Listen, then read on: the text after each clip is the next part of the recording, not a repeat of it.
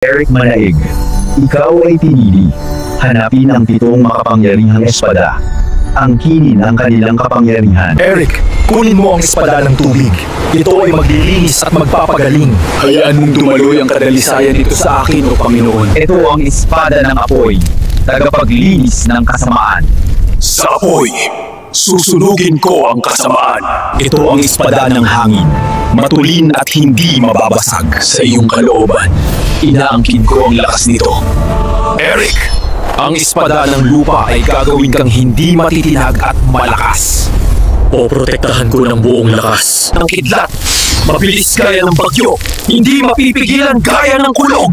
Eric, kunin mo ang espada ng liwanag. Hayaan mong tumaloy ang kapangyarihan nito sa iyo. Huwag kang matakot, Eric. Kahit ang dilim ay nagsisilbi sa aking layunin. Naglalakad ako kasama ng iyong liwanag. Walang dilim ang makakabali sa akin. Eric Manaig, tipunin ang 7 espada ng kapangyarihan. Tinatanggap ko ang kapangyarihang ito. Lumalago ang iyong lakas. Eric, natipon mo na ang 7 kapangyarihan. Ngayon, gamitin mo ang espada ng kataas-taasan. Eric, natipon mo na ang 7 espada at ang kanilang kapangyarihan. Humayo ka na, tagapagbantay ng liwanag.